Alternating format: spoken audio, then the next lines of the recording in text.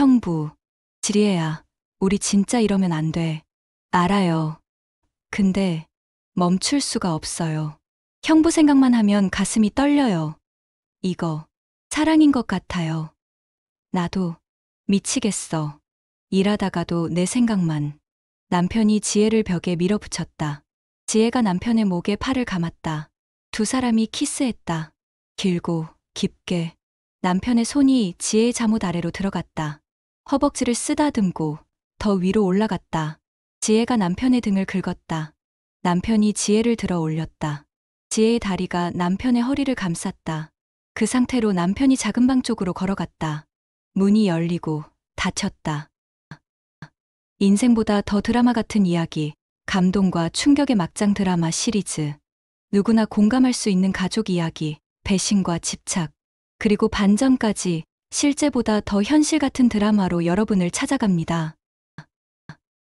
형부, 제가 언니 좀 도와드릴게요. 출산 후 몸조리 중인 아내를 위해 처제 지혜가 우리 집에 오기 시작했다. 26, 아직 결혼 전인 지혜는 언니를 정말 아끼는 것처럼 보였다. 언니는 그냥 쉬어. 애 봐주는 것도 힘든데 내가 밥하고 청소할게. 고마웠다. 진심으로. 아내는 제왕절개 수술 후유증으로 움직이기도 힘들어했고 나는 회사 일로 바빴다.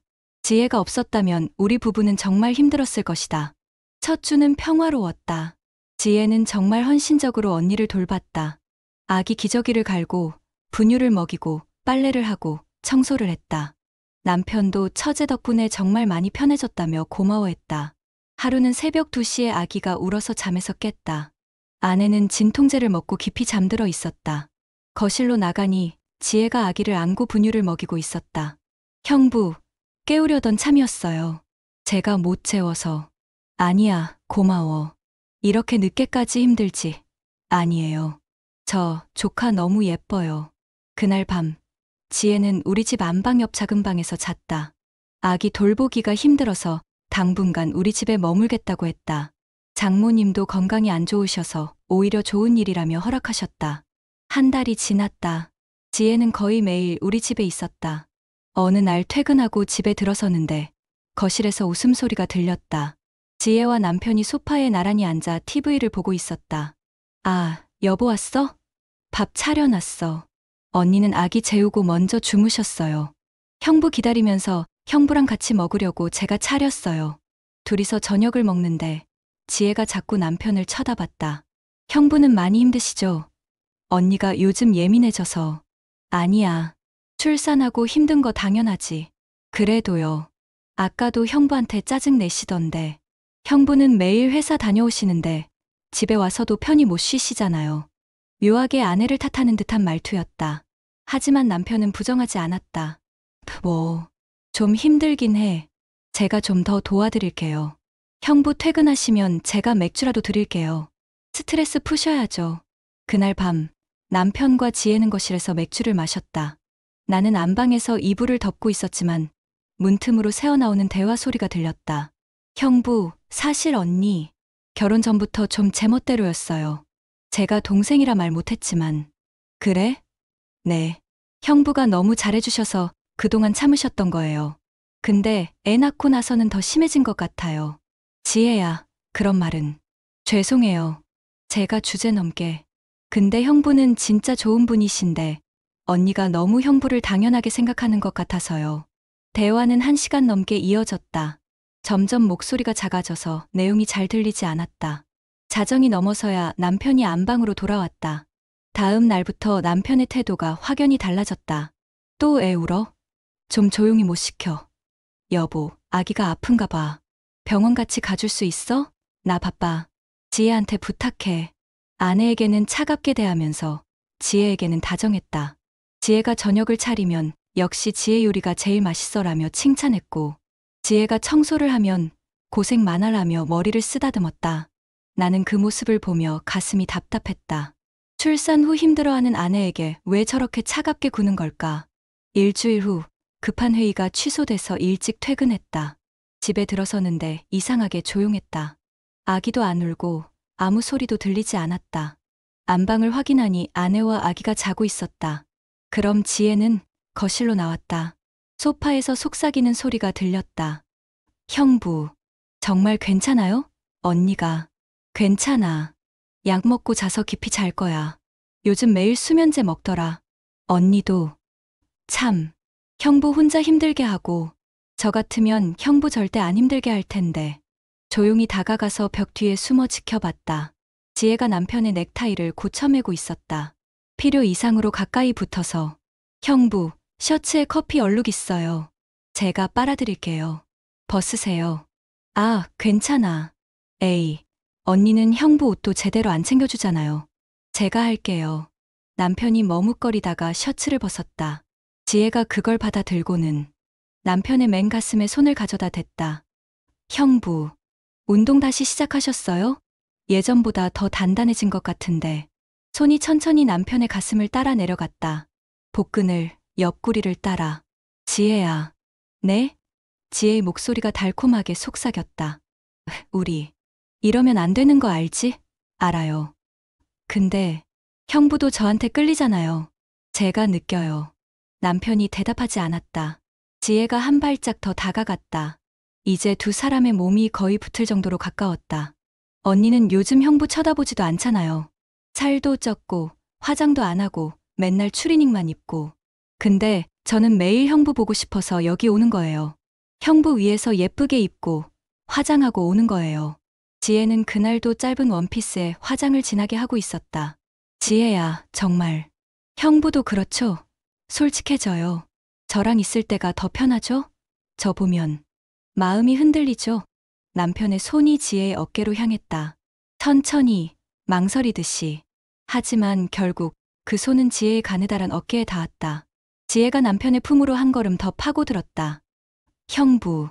남편의 다른 손이 지혜의 허리를 감쌌다. 그 순간 나는 헛기침을 크게 했다. 콜록. 두 사람이 화들짝 놀라며 떨어졌다. 아, 당신.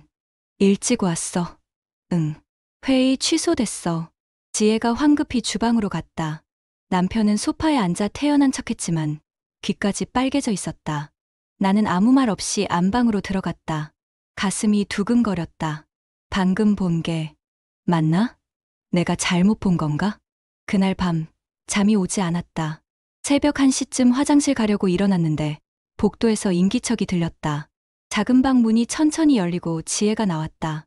얇은 실크 잠옷 차림으로. 남편의 방문도 조용히 열렸다. 남편이 나와서 지혜를 향해 걸어갔다. 나는 재빨리 복도 끝 구석에 몸을 숨겼다. 못 자겠어. 너 생각만. 저도요, 형부. 잠이 안 와요. 두 사람이 복도 어둠 속에서 껴안았다. 남편의 손이 지혜의 허리를, 등을, 머리를 쓰다듬었다. 지혜는 남편의 목에 팔을 감았다. 두 사람의 입술이 가까워졌다. 그리고 닿았다. 한참을 그렇게 서 있었다. 5분, 아니 10분쯤 됐을까. 남편의 손이 지혜의 잠옷 속으로 들어가는 게 보였다. 지혜가 작은 신음을 냈다. 형부, 여기서는. 응, 방으로 갈까? 지혜가 고개를 끄덕였다. 두 사람이 작은 방으로 들어가려는 순간 안방 쪽에서 아기 우는 소리가 들렸다. 으아앙, 화들짝 놀란 두 사람이 재빨리 떨어졌다. 남편은 자기 방으로, 지혜는 작은 방으로 들어갔다. 나는 그 모든 걸 복도 끝에서 지켜보고 있었다. 눈물이 흘러내렸다. 하지만 소리내어 울 수는 없었다. 아직 확실한 증거가 필요했다. 다음 날 새벽 나는 결심했다. CCTV를 확인하기로. 남편과 지혜가 모두 잠든 시간, 조용히 일어나 컴퓨터로 CCTV 녹화 파일을 열었다. 지난 2주일치 영상을 빨리 감기로 돌렸다. 10일 전 밤 11시. 아내가 안방으로 들어간 후 소파에 앉은 남편과 지혜. 형부, 언니 또 형부한테 짜증냈죠? 제가 다 들었어요. 괜찮아. 안 괜찮아요. 언니는 형부가 얼마나 힘든지도 모르면서 저는 형부 마음 다 알아요. 지혜가 남편의 손을 잡았다. 남편이 거부하지 않았다. 지혜가 남편의 손을 자신의 뺨에 가져다 댔다. 그리고 천천히 목으로 쇄골로 내렸다. 7일 전 오후 3시. 거실 소파. 형부, 어깨 결렸죠? 제가 안마해드릴게요. 지혜가 남편 뒤에 앉아 어깨를 주물렀다. 처음엔 평범한 안마처럼 보였다. 하지만 점점 지혜의 손이 남편의 가슴 쪽으로 복부 쪽으로 내려갔다. 형부 몸 정말 좋으세요. 만지면 기분이 이상해져요. 지혜야. 네? 지혜가 남편의 귀에 대고 무언가 속삭였다. 입술이 귓불에 닿을 듯 말 듯. 남편이 지혜를 돌아봤다. 두 사람의 얼굴이 위험할 만큼 가까워졌다. 지혜가 먼저 입술을 내밀었다. 남편이 잠깐 망설이다가 받아들였다. 키스가 시작됐다. 처음엔 짧게, 그 다음엔 길게. 남편이 지혜를 소파에 눕혔다. 지혜의 손이 남편의 셔츠를 잡아당겼다. 5일 전 밤 12시. 주방에서 마주친 두 사람. 형부. 지혜야, 우리 진짜 이러면 안 돼. 알아요. 근데 멈수가 없어요. 형부 생각만 하면 가슴이 떨려요. 이거 사랑인 것 같아요. 나도 미치겠어. 일하다가도 내 생각만. 남편이 지혜를 벽에 밀어붙였다. 지혜가 남편의 목에 팔을 감았다. 두 사람이 키스했다. 길고 깊게. 남편의 손이 지혜의 잠옷 아래로 들어갔다. 허벅지를 쓰다듬고 더 위로 올라갔다. 지혜가 남편의 등을 긁었다. 남편이 지혜를 들어 올렸다. 지혜의 다리가 남편의 허리를 감쌌다. 그 상태로 남편이 작은 방 쪽으로 걸어갔다. 문이 열리고 닫혔다. CCTV가 작은 방 안을 비추지는 않았다.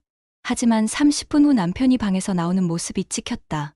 옷이 흐트러진 채로 얼굴이 상기되어 있었다. 3일 전 오후 2시 소파에서 언니는 애 낳고 완전 달라졌어요. 몸도 성격도.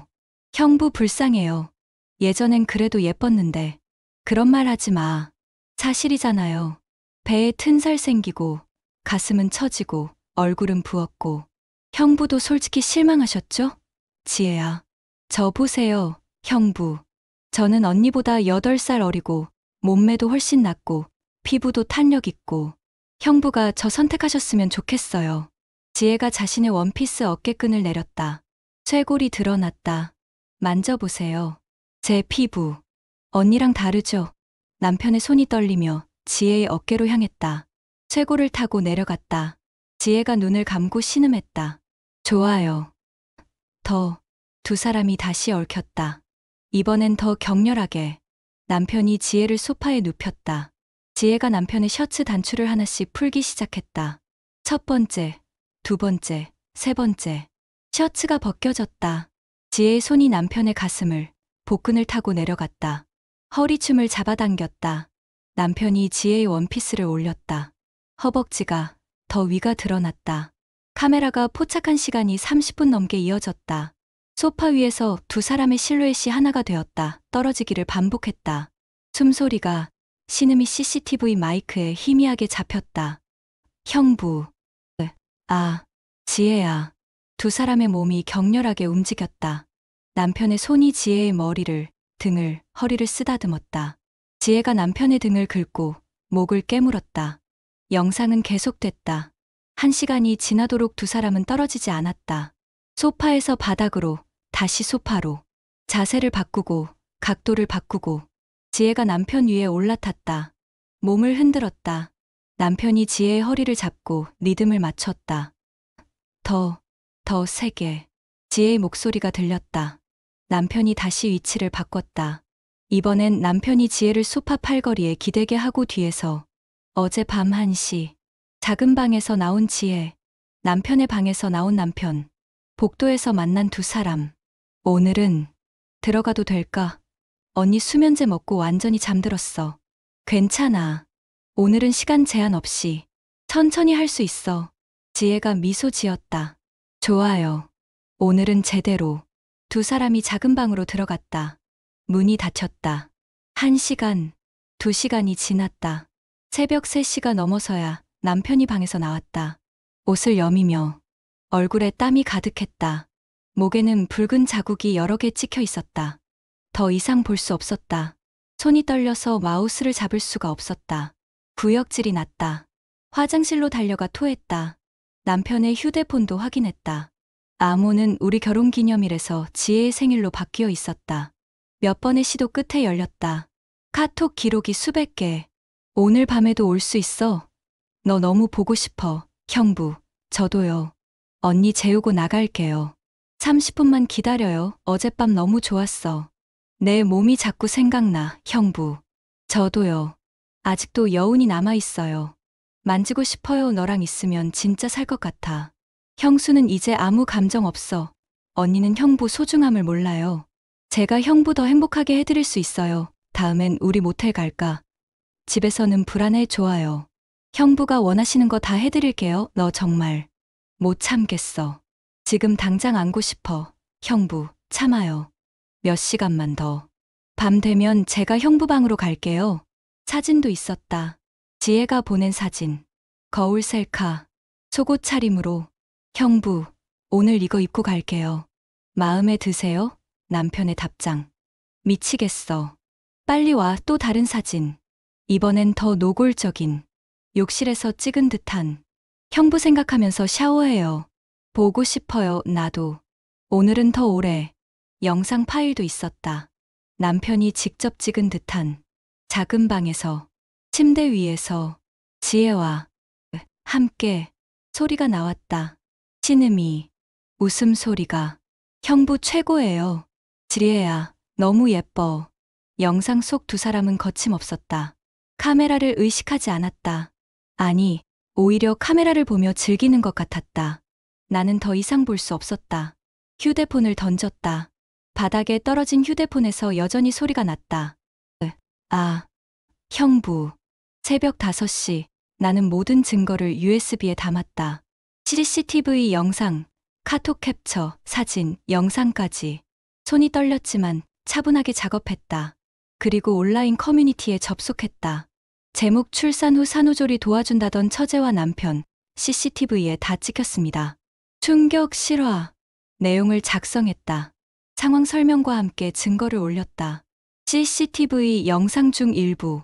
너무 노골적인 부분은 모자이크 처리했다. 카톡 캡처도 올렸다. 사진은 일부만. 영상은 올릴 수 없었다. 너무 적나라했다. 업로드하는 순간 조회수가 폭발적으로 올랐다. 10만, 50만, 100만. 댓글이 쏟아졌다. 이건 진짜 최악이다. 처제가 저렇게 나올 수 있나. 남편도 답 없네. 출산한 아내 옆에서. 언니 비하하면서 유혹하는 거 소름. 저 처제. 진짜 악마다. CCTV 증거까지 있으면 위자료 엄청 받을 듯. 아내 불쌍하다. 애 낳고 회복 중인데. 온라인이 들끓었다. 커뮤니티를 넘어 SNS로 퍼졌다. 유튜브 리뷰 채널들이 다뤘다. 충격. 산후조리 도우러 온 처제와 남편의 불륜. 조회수가 계속 올랐다. 200만, 300만, 500만을 넘어섰다. 동이 트기 시작했다. 안방문이 열렸다. 여보, 벌써 일어났어? 커피 줄까? 남편이 다가오다가 컴퓨터 화면을 봤다. 조회수 700만을 넘긴 내 게시글이 떠 있었다. 썸네일로 CCTV 캡처 이미지가 크게 보였다. 소파에서 얽힌 두 사람의 모습. 얼굴이 새하얘졌다. 이게 아니야. 여보, 잠깐만. 오해야. 오해? 나는 차갑게 웃었다. 2주 동안 매일 밤, 매일 낮 소파에서, 바닥에서, 침대에서. 그게 다 오해야? 미안해. 정말 미안해. 내가 정말 미쳤었어. 용서해줘. 남편이 무릎을 꿇었다. 작은 방 문이 열리고 지혜가 나왔다. 상황을 파악한 그녀의 얼굴도 하얗게 질렸다. 휴대폰을 보고 있었다. 아마 자기에게도 알림이 왔나 보다. 언니. 아니에요. 형부가 먼저. 닥쳐. 내 목소리가 얼음장처럼 차가웠다. 너희 둘 카톡 다 봤어. 영상도 봤어. CCTV도 다 확인했어. 2주 동안 뭘 했는지 다 알아. 지혜가 바닥에 주저앉았다. 언니, 미안해요. 저도 모르게 매일 밤 남편 방으로 기어들어가면서 언니, 뚱뚱해졌다고 못생겼다고 비하하면서 계획적으로 유혹하면서 내 목소리가 떨렸다. 분노로, 배신감으로. 이혼 서류 준비해. 변호사도 이미 선임했어. 위자료 많이 받을 거야. 증거도 완벽하게 확보했고. 여보, 제발. 한 번만 용서해줘. 다시는 안 그럴게.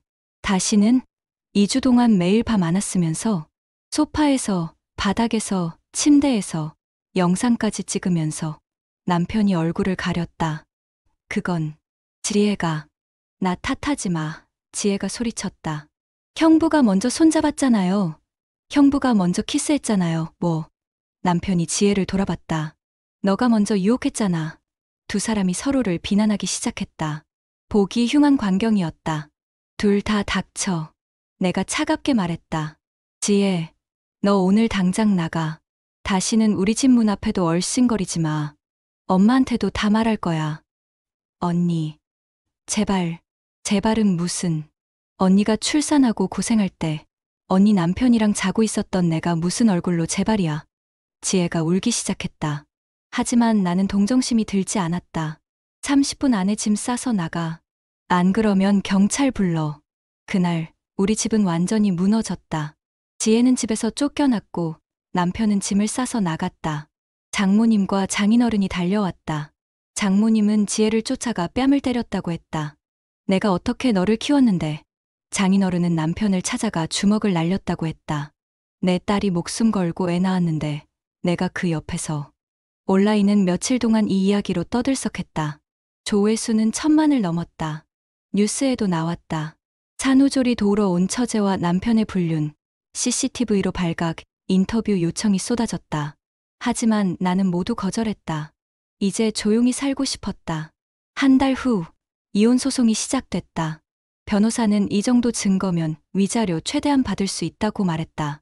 법원은 남편에게 위자료 2억과 양육비를 명령했다. 지혜에게도 5천만 원의 위자료를 명령했다. 6개월 후 회복했다. 아기도 건강하게 자라고 있었다. 남편은 다시는 연락하지 않았다. 지혜도 마찬가지였다. 소문으로는 둘이 결국 헤어졌다고 했다. 서로를 탓하며 나는 이사를 갔다. 새로운 곳에서 새로운 시작을. 그날의 기억은 여전히 악몽처럼 남아있지만 이제는 조금씩 잊어가고 있었다. 그리고 나는 다짐했다. 다시는 누구도 쉽게 믿지 않겠다고. 특히 가족이라는 이름으로 다가오는 사람들을. 끝까지 시청해 주셔서 감사합니다. 더 많은 막장 드라마 같은 반전 이야기가 계속 보고 싶으시다면 구독과 좋아요, 알림 설정 꼭 부탁드립니다. 여러분의 응원이 다음 이야기를 만듭니다. 처음에는 조심스러운 키스였다. 하지만 소라의 가슴속에서 무언가 터져나오는 것 같았다. 오랫동안 억압해왔던 감정, 욕망, 그리고 외로움이 한꺼번에 쏟아져 나왔다. 그녀는 태준의 셔츠를 움켜쥐고 더 깊은 키스를 나눴다. 태준도 이제 소라의 허리를 감싸 안으며 그녀를 더 가까이 끌어당겼다. 소라 씨, 태준이 숨을 헐떡이며 말했다. 아무 말도 하지 마요. 소라가 그의 입술에 손가락을 대었다. 그냥 나를 안아줘요. 잠시만이라도.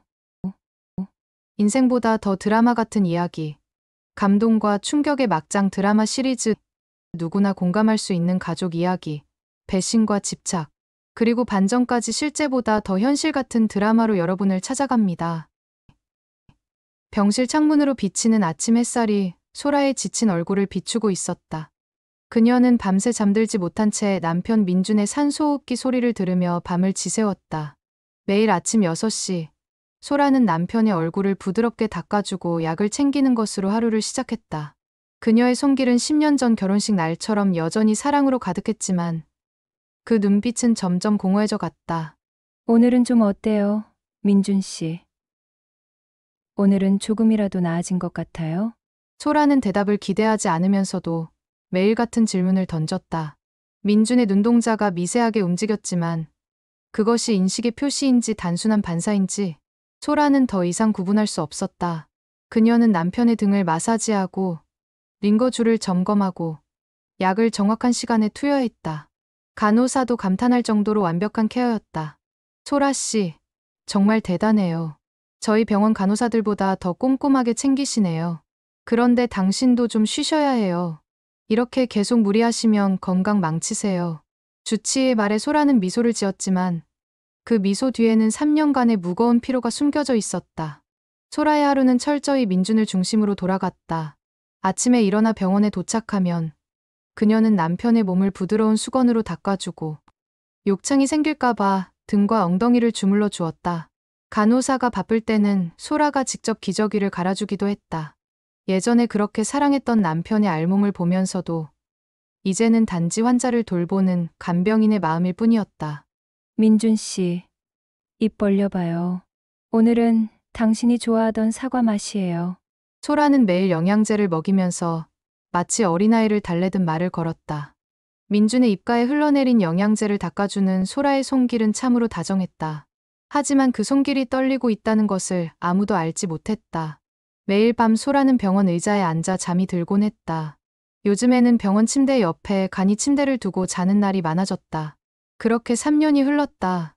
오늘도 어김없이 그녀는 민준의 이마에 키스를 하고 그의 손을 잡은 채 잠이 들었다. 다음 날 오후, 소라의 인생을 바꿀 만남이 찾아왔다. 병실 문을 두드리는 소리에 그녀가 고개를 돌렸다. 안녕하세요. 오늘부터 민준 씨 간병을 맡게 된 서태준입니다. 문간에 서 있는 젊은 남자의 미소는 오랜만에 소라의 마음을 따뜻하게 데웠다. 태주는 28살의 젊은 나이에 간병인으로 일하고 있었고 그의 부드럽고 숙련된 손길은 민준을 대하는 데 있어 놀라울 정도로 능숙했다. 제가 있을 테니 소라 씨는 좀 쉬세요. 3년이면 정말 오래 참으셨네요. 이제는 당신 자신도 돌봐야 할 때예요. 태준의 이 한마디가 소라의 심장을 울렸다. 누군가가 처음으로 그녀의 고통을 알아준 것 같았다. 그날 밤, 소라는 태준의 권유로 집에 가서 제대로 된 잠을 청했다. 3년 만에 처음으로 편안한 밤이었다. 집으로 돌아와 침대에 누워 천장을 바라보는 순간, 그녀는 처음으로 자신이 얼마나 지쳐 있었는지를 깨달았다. 소라의 마음속에는 태준의 밝은 미소가 계속해서 떠올랐다. 일주일이 지나고 병실의 분위기는 미묘하게 변해갔다. 태준이 민준의 체위를 바꿔줄 때 소라가 도울 필요가 있었고 그 과정에서 두 사람의 손이 자주 스쳤다. 처음에는 우연이었지만 점차 그 접촉은 길어졌고 의도적인 것처럼 느껴졌다. 태준이 소라에게 커피를 건넬 때 그의 손가락이 소라의 손을 감싸듯 머물렀고 소라는 그 온기에 가슴이 떨리는 것을 느꼈다. 괜찮으세요? 얼굴이 빨개졌어요. 태준의 말에 소라는 급히 고개를 돌렸다. 병실의 구석에서 침대에 누워있는 민준의 흐릿한 시선이 그들을 향해 있었지만 두 사람은 알아채지 못했다. 첫 번째 사건은 병원 옥상에서 일어났다. 태준이 근무한 지 보름째 되는 날이었다. 그날은 유난히도 민준의 상태가 안 좋아 소라는 정신적으로 지쳐 있었다.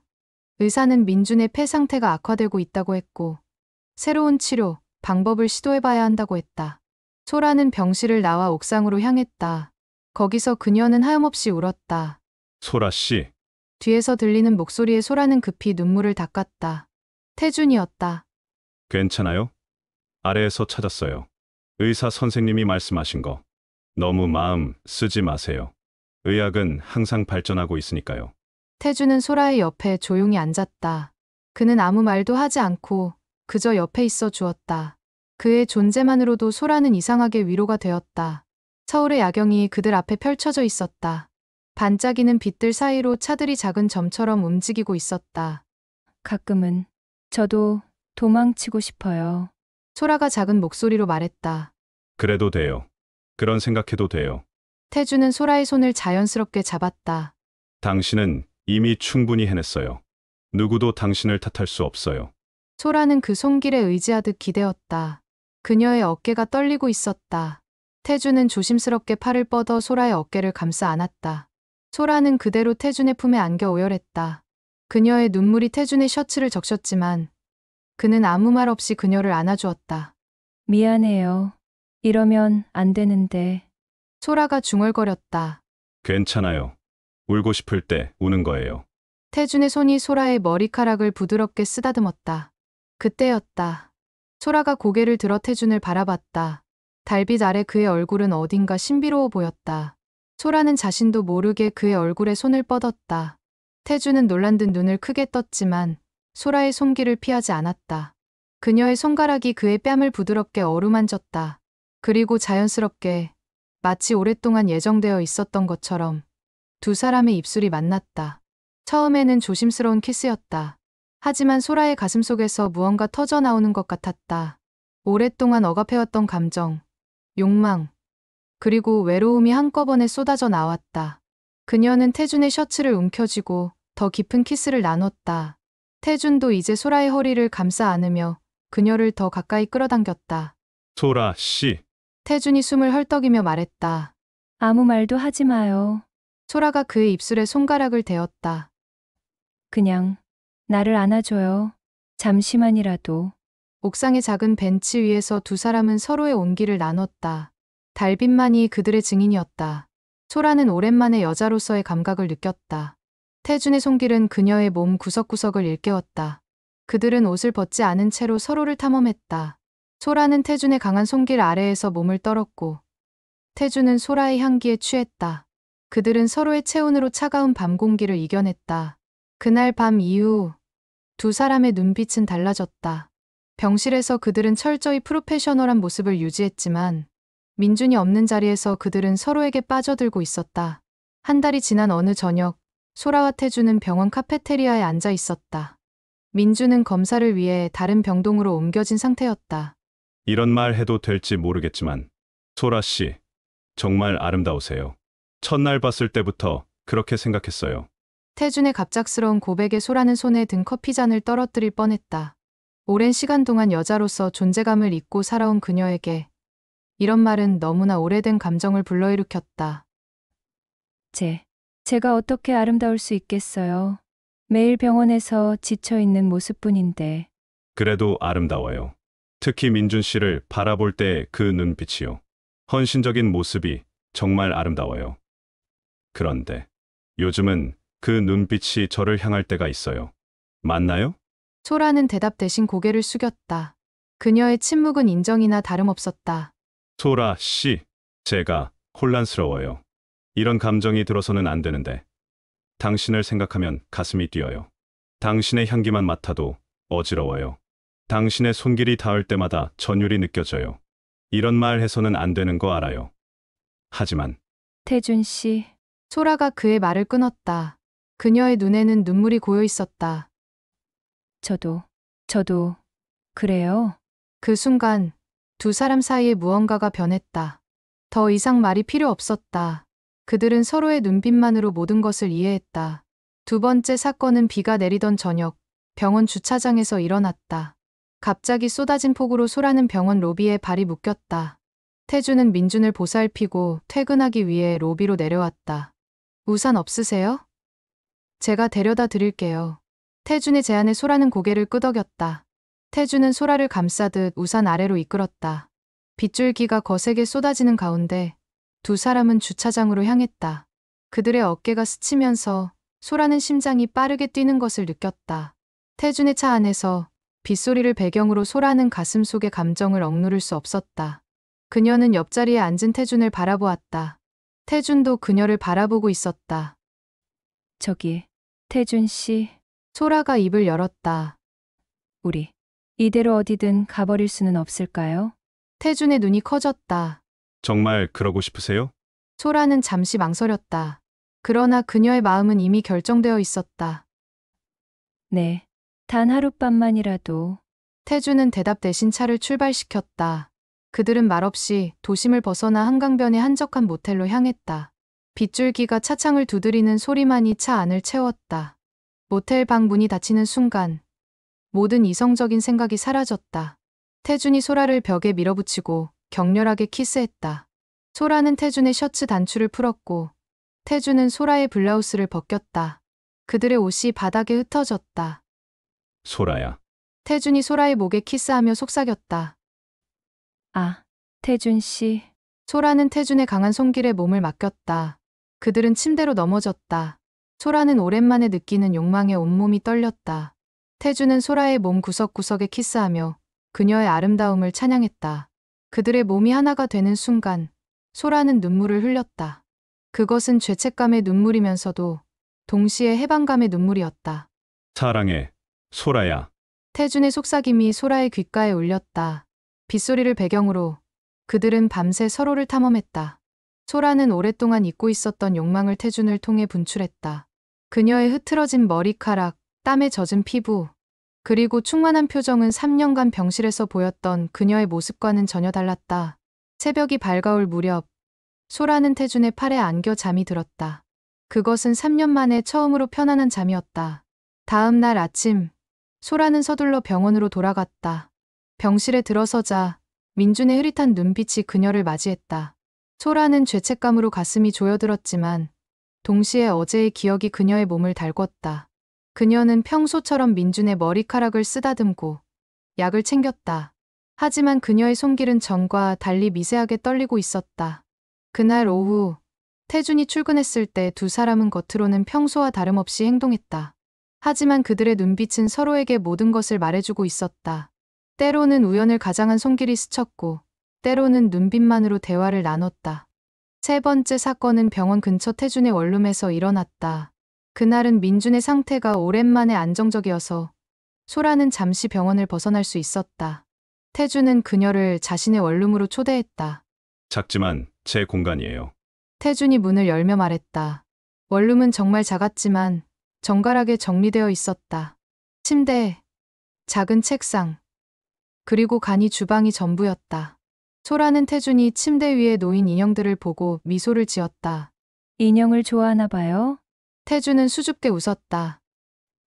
아, 그거 제가 모으는 거예요. 각 병원에서 일할 때마다 하나씩 사요. 소라는 태준의 이런 모습이 새롭게 느껴졌다. 병원에서 보였던 강한 남자와는 다른 소년 같은 순수함이 보였다. 앉아요. 차 끓여 드릴게요. 태준이 주방으로 향했다. 소라는 침대 끝에 조심스럽게 앉았다. 원룸의 작은 창문으로 저녁 노을이 비치고 있었다. 태준이 두 잔의 차를 들고 왔다. 녹차예요. 제가 좋아하는 거. 소라는 차를 받아들고 한 모금 마셨다. 은은한 녹차 향이 그녀의 마음을 진정시켰다. 태준은 소라의 옆에 앉았다. 그들은 말없이 차를 마셨다. 소라야. 태준이 조심스럽게 그녀의 이름을 불렀다. 병원 밖에서는 처음으로 그녀의 이름을 부르는 것이었다. 지난번 이후로 계속 생각했어. 우리가 이렇게 만나는 게 옳은 건지. 소라는 고개를 숙였다. 저도 생각했어요. 하지만 이상하게도 후회는 없어요. 오히려 제 인생에서 처음으로 제 자신을 위한 선택을 한 것 같아요. 태준은 소라의 손을 잡았다. 당신이 행복했으면 해요. 오랫동안 당신은 당신 자신보다 민준 씨를 먼저 생각했으니까. 이제는 당신을 위한 시간이 필요해요. 소라는 태준의 손을 꼭 쥐었다. 태준 씨 덕분에 제가 다시 살아있다는 걸 느껴요. 그동안 저는 그저 민준의 간병인으로만, 그의 아내로서의 의무만 다하는 존재였어요. 하지만 당신이 나를 여자로 봐줬어요. 태준의 눈에 눈물이 고였다. 처음 봤을 때부터 당신을 사랑하게 될 거란 걸 알았어요. 당신의 헌신적인 모습, 지친 얼굴에도 빛나는 눈동자. 모든 것이 나를 사로잡았어요. 소라는 태준의 얼굴을 양손으로 감쌌다. 그리고 부드럽게 키스했다. 이번 키스는 욕망보다는 깊은 애정이 담긴 키스였다. 그들은 침대에 나란히 누워 서로를 바라보았다. 태준의 손이 소라의 얼굴을 어루만졌다. 소라는 그의 손길에 눈을 감았다. 태준은 소라의 목선을 따라 부드럽게 키스했고 천천히 그녀의 셔츠 단추를 풀었다. 소라도 태준의 셔츠를 벗겼다. 이번에는 서두르지 않았다. 그들은 서로의 몸을 천천히 탐험했다. 태준은 소라의 모든 것을 사랑했다. 그녀의 피부, 향기, 숨소리, 모든 것이 그에게는 완벽했다. 소라는 태준의 강한 품에 안겨 모든 걱정을 잊었다. 사랑해요. 소라가 처음으로 그 말을 내뱉었다. 그들의 몸이 하나가 되었다. 이번에는 천천히 서로의 눈을 바라보며 깊은 교감을 나누었다. 소라는 태준의 등을 세게 움켜쥐었고 태준은 소라의 허리를 단단히 붙잡았다. 그들의 호흡이 하나가 되어 점점 빨라졌다. 태준아, 소라가 태준의 이름을 부르짖었다. 그녀의 손톱이 태준의 등에 자국을 남겼다. 태준은 소라의 허리를 더 세게 붙잡고 마지막 순간을 함께했다.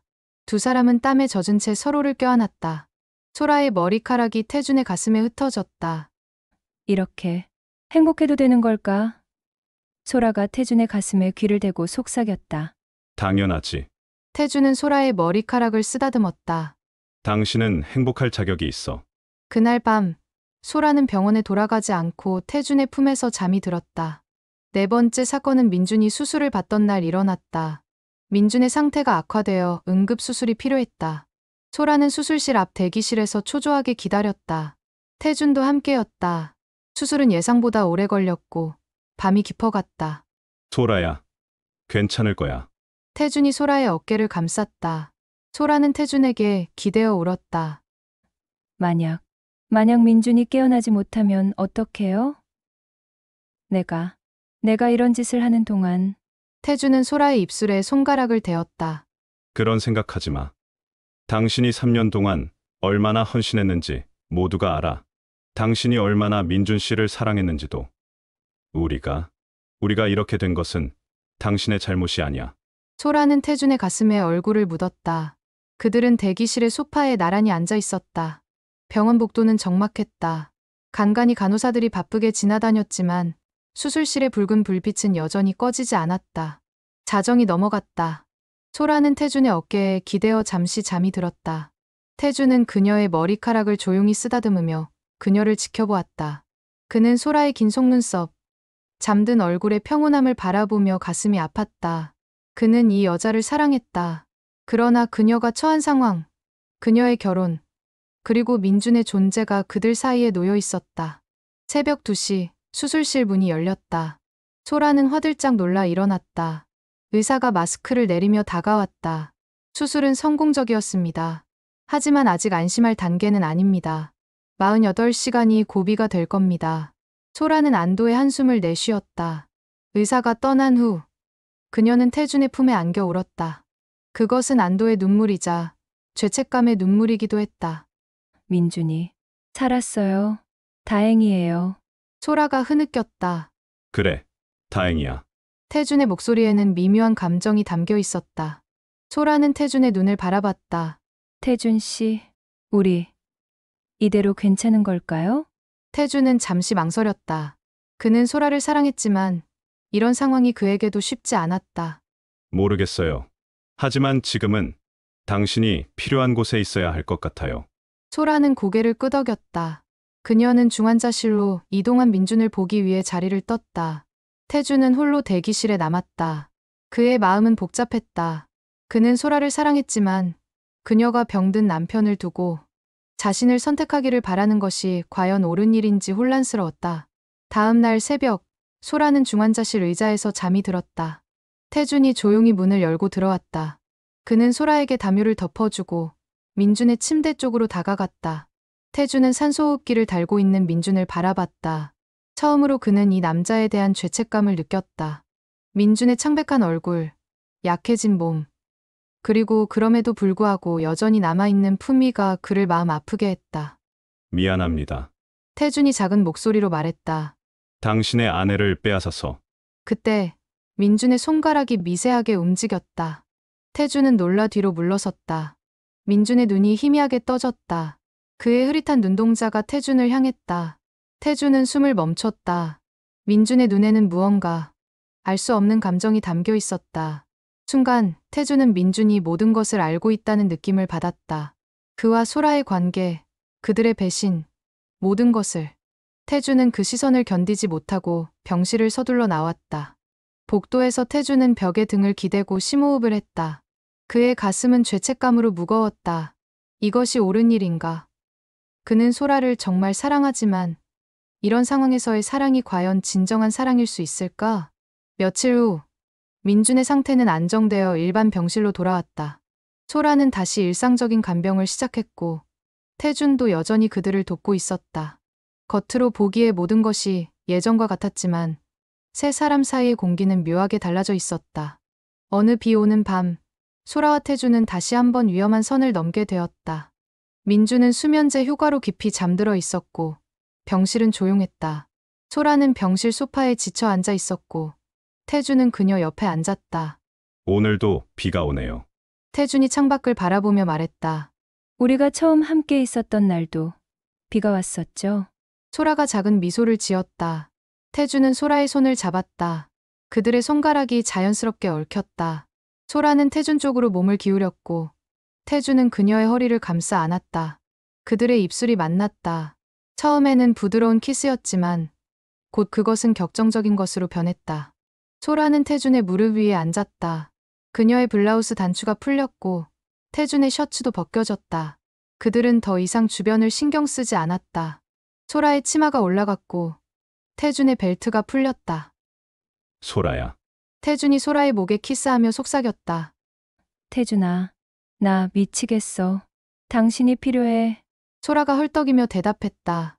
그들은 소파 위에서 옷을 반쯤 벗은 채로 서로를 탐했다. 소라는 태준의 가슴에 키스했고 태준은 소라의 목선을 따라 입술을 내렸다. 그들의 숨소리가 점점 거칠어졌다. 태준이 소라의 속옷 속으로 손을 넣었을 때 소라는 작게 신음했다. 그녀는 태준의 허리에 다리를 감았다. 그들은 더 이상 참을 수 없었다. 소라는 태준 위에 올라탔고 그들은 하나가 되었다. 소파의 삐걱거리는 소리가 병실을 채웠지만 그들은 이제 아무것도 신경 쓰지 않았다. 소라는 태준의 어깨를 움켜쥐고 격렬하게 몸을 움직였다. 태준은 소라의 허리를 단단히 붙잡고 그녀의 움직임에 호흡을 맞췄다. 아, 태준아. 소라의 목소리가 높아졌다. 소라야. 사랑해. 태준이 거친 숨을 내쉬며 말했다. 그들의 몸이 하나로 얽히며 절정에 이르렀다. 소라는 태준의 가슴에 얼굴을 묻고 떨었다. 태준은 소라의 등을 부드럽게 쓰다듬었다. 그 순간 침대 위에서 작은 소리가 들렸다. 두 사람은 화들짝 놀라 소파에서 일어났다. 민준의 손이 미세하게 움직이고 있었다. 그의 손가락이 침대 옆 테이블 위에 놓인 휴대폰을 향해 뻗어 있었다. 민준 씨. 소라가 급히 옷을 정리하며 침대로 다가갔다. 민준의 눈은 여전히 감겨 있었지만 그의 손은 분명히 움직이고 있었다. 소라는 민준의 손을 잡았고 그의 손은 차갑게 식어 있었다. 태준은 거리를 두고 서 있었다. 괜찮아요. 민준 씨. 제가 여기 있어요. 소라가 민준의 이마를 쓰다듬었다. 그녀의 목소리는 떨리고 있었다. 민준의 손이 다시 휴대폰을 향해 움직였다. 소라는 그것을 알아채고 휴대폰을 민준의 손에 쥐어주었다. 민준의 손가락이 화면을 터치했지만 그것은 무의식적인 움직임처럼 보였다. 약효가 약해져서 그런 것 같아요. 태준이 조심스럽게 말했다. 다시 수면제를 드려야 할까요? 소라는 고개를 끄덕였다. 태준은 약물을 준비했고 소라는 민준에게 약을 투여했다. 몇 분 후 민준의 손이 다시 가만히 놓였다. 소라와 태준은 서로를 바라보았다. 그들의 눈에는 두려움과 죄책감이 가득했다. 그러나 동시에 그들은 이제 돌이킬 수 없는 강한 감정으로 묶여 있음을 알고 있었다. 소라야. 태준이 조심스럽게 그녀에게 다가갔다. 우리 어떻게 해야 할까? 소라는 태준의 손을 잡았다. 모르겠어요. 하지만 당신 없이는 못 살 것 같아요. 그날 밤 이후 그들은 더욱 조심스러워졌다. 그러나 그들의 관계는 끊어지지 않았다. 오히려 더 깊어졌다. 그들은 병원 밖에서, 태준의 원룸에서, 때로는 소라의 집에서 만났다. 소라는 더 이상 병원에서 밤을 보내지 않게 되었고, 대신 태준과 함께 시간을 보냈다. 어느 날, 태준은 소라에게 중대한 제안을 했다. 소라야. 우리 함께 떠나자. 이 도시를 떠나서 새로운 시작을 하자. 소라는 잠시 망설였다. 하지만 민주는 민준 씨는 이제 회복될 가능성이 거의 없다고 의사도 말했잖아. 당신은 이미 3년 동안 최선을 다했어. 이제는 당신의 인생을 살아야 할 때야. 소라의 눈에 눈물이 고였다. 그녀는 태준의 말이 맞다는 것을 알았다. 그녀는 이미 너무 많은 것을 희생했다. 그래요. 함께 가요. 그들은 계획을 세웠다. 민준이 안정되면 그의 부모님께 간병을 부탁하고 그들은 함께 떠나기로 했다. 새로운 도시, 새로운 시작, 새로운 인생이 그들을 기다리고 있었다. 그러나 운명은 그들에게 잔인했다.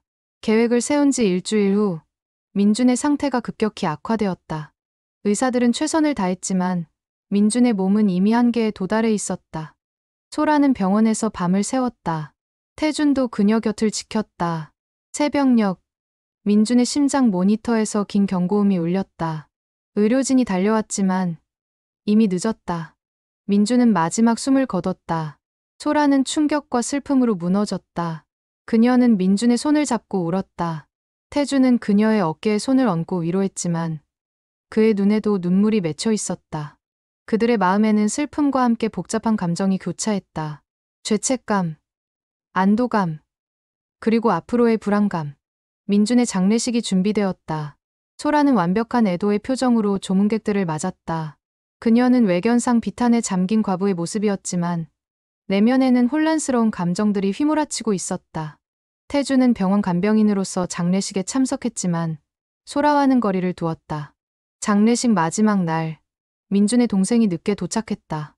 그의 얼굴은 창백했고 손은 떨리고 있었다. 누나, 형이 남긴 것이 있어요. 그가 소라에게 다가왔다. 소라는 영문을 몰랐다. 민준이 남긴 것? 네, 형의 휴대폰을 정리하다가 발견했어요. 모두가 봐야 할 것 같습니다. 그는 휴대폰을 꺼내 장례식장의 대형 스크린에 연결했다. 화면이 켜지자 장례식장은 순식간에 얼어붙었다. 흔들리는 화면 속에 소라와 태준의 모습이 담겨 있었다. 병실 소파 위에서 서로를 껴안고 있는 그들의 모습, 키스하는 장면, 그리고 더 이상의 모습들까지. 민주는 마지막 힘을 다해 그 모든 것을 녹화해 두었던 것이다. 소라의 비명소리가 장례식장을 가득 채웠다. 이럴 수가. 어떻게. 태주는 그 자리에서 도망치듯 사라졌고 소라는 모든 시선 앞에서 무너져 내렸다. 민준의 가족들은 분노했고 참석자들은 충격에 빠졌다.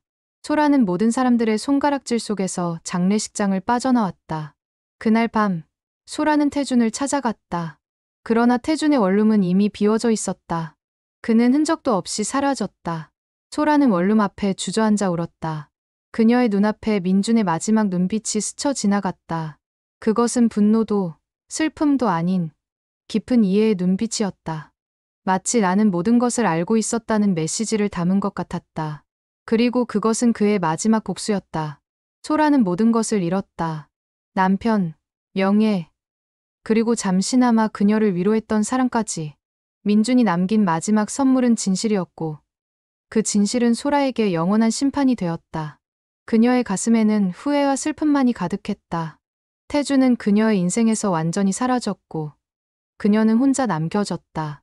병원에서의 3년, 태준과의 짧고 격렬했던 사랑, 그리고 민준의 마지막 메시지. 이 모든 것이 소라의 마음속에 깊은 상처로 남았다. 그녀는 이제 새로운 시작을 위해 떠나야 했지만 민준이 남긴 마지막 증거는 영원히 그녀를 따라다닐 것이다. 끝까지 시청해 주셔서 감사합니다. 더 많은 막장 드라마 같은 반전 이야기가 계속 보고 싶으시다면 구독과 좋아요, 알림 설정 꼭 부탁드립니다. 여러분의 응원이 다음 이야기를 만듭니다. 방이 하나 있는데요. 준호의 목소리는 낮고 떨렸다. 민지의 심장이 요란하게 뛰었다. 거절해야 한다는 걸 알면서도 그녀는 고개를 끄덕였다. 엘리베이터 안은 숨막힐 듯 조용했고 복도를 걸어가는 발걸음 소리만이 그들의 설렘을 대변했다. 카드키로 방문을 여는 소리, 그리고 닫히는 소리. 이어진 긴 침묵. 인생보다 더 드라마 같은 이야기. 감동과 충격의 막장 드라마 시리즈. 누구나 공감할 수 있는 가족 이야기. 배신과 집착. 그리고 반전까지 실제보다 더 현실 같은 드라마로 여러분을 찾아갑니다. 2023년 3월 서울 강남의 한 장례식장. 35세 주부 김민지는 시어머니의 갑작스러운 죽음에 망연자실해 있었다. 3일장을 치르는 동안 그녀는 거의 잠도 자지 못한 채 조문객을 맞이했다. 검은 상복을 입은 그녀의 얼굴은 창백했고 눈가에는 다크서클이 짙게 자리 잡고 있었다. 둘째 날 저녁, 피곤에 지친 민지는 잠시 밖으로 나와 담배를 피우고 있었다. 3월의 찬 공기가 폐를 파고들었다. 그때 낯선 남자가 다가왔다. 힘드시죠? 제가 고인의 지인인 박준호입니다. 40대 초반으로 보이는 그 남자는 따뜻한 미소로 위로의 말을 건넸다. 민지는 그동안 쌓인 스트레스가 터지듯 눈물을 흘렸고 준호는 조용히 옆에서 그녀의 이야기를 들어주었다. 시어머니께서 정말 힘든 분이셨어요. 그런데 이렇게 갑자기 가시니. 민지의 목소리는 떨렸다. 준호는 고개를 끄덕이며 그녀의 어깨를 가볍게 두드렸다. 많이 힘드셨겠어요. 저도 어머니를 3년 전에 여의었는데 그 마음 조금은 알 것 같아요. 두 사람은 1시간 넘게 밖에서 이야기를 나눴다. 민지는 오랜만에 자신의 이야기를 진지하게 들어주는 사람을 만난 것 같았다. 남편은 항상 바빴고 그녀의 감정에는 관심이 없었다. 장례가 끝난 후 준호는 힘든 일 있으면 연락하세요라며 명함을 건넸다. 민지는 별 생각 없이 받았다. 명함에는 박준호 무역회사 이사라고 적혀 있었다. 일주일 후 시댁 정리를 하다 지친 민지는 무심코 준호에게 문자를 보냈다. 오늘도 힘든 하루네요. 준호의 답장은 5분도 안 되어 왔다. 괜찮으세요? 제가 도와드릴 일 있으면 말씀하세요. 그렇게 시작된 대화는 매일 이어졌다. 아침 인사부터 밤 인사까지. 남편과는 달리 준호는 그녀의 말을 끝까지 들어주었고 공감해 주었다. 오늘 시댁 식구들이 또 뭐라고 했어요?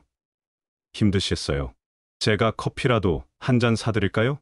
한 달 후 그들은 카페에서 만났다. 강남역 근처의 조용한 카페였다. 커피 한 잔으로 시작한 만남은 점심, 저녁으로 이어졌다. 민지는 준호와 있으면 시간 가는 줄 몰랐다. 그는 그녀의 이야기에 귀 기울여 주었고 그녀를 웃게 만들었다.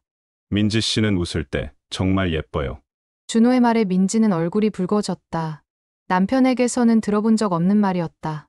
그리고 어느 비 오는 금요일 밤, 준호는 한 잔만 더 하시죠라며 그녀를 작은 호텔 라운지로 이끌었다. 민지는 남편에게 친구 만나서 늦는다고 거짓말을 했다. 라운지에서 와인을 마시던 두 사람은 어느새 침묵 속에서 서로를 바라보고 있었다. 빗소리가 창문을 두드렸고 흐릿한 조명 아래 준호의 손이 천천히 민지의 손을 덮었다. 방이 하나 있는데요. 준호의 목소리는 낮고 떨렸다. 민지의 심장이 요란하게 뛰었다. 거절해야 한다는 걸 알면서도 그녀는 고개를 끄덕였다. 엘리베이터 안은 숨막힐 듯 조용했고 복도를 걸어가는 발걸음 소리만이 그들의 설렘을 대변했다. 카드키로 방문을 여는 소리, 그리고 닫히는 소리. 이어진 긴 침묵. 창밖의 도시 불빛들이 희미하게 방 안을 비췄고 에어컨 소리만이 정적을 채웠다. 준호가 민지의 어깨를 안았고 그녀는 저항하지 않았다. 빗소리는 점점 거세졌고 그들은 서로의 체온 속으로 빠져들었다. 시간이 얼마나 흘렀을까. 민지는 천장을 바라보며 자신이 무슨 짓을 한 건지 깨달았다. 옆에서는 준호의 고른 숨소리가 들렸다. 민지는 아침에 눈을 떴을 때 옆에 누운 낯선 남자의 숨소리와 구겨진 하얀 시트를 보며 현실을 깨달았다. 죄책감이 밀려왔지만 동시에 오랜만에 느껴본 여자로서의 감정도 있었다. 그녀는 조용히 옷을 챙겨 입었고 준호는 잠든 척하며 그녀를 보냈다. 조심히 들어가세요. 문 앞에서 준호가 속삭였다. 그 후로 두 사람은 더욱 자주 만났다. 민지는 필라테스 간다. 친구 만난다며 거짓말을 일삼았다. 준호 역시 회식이다, 출장이다라며 아내를 속였다. 그들은 일주일에 두세 번씩 만났고 매번 다른 호텔을 찾았다. 강남, 홍대, 잠실, 서울 곳곳의 호텔이 그들의 은밀한 장소가 되었다. 어느 날 준호가 말했다. 제주도 가실래요?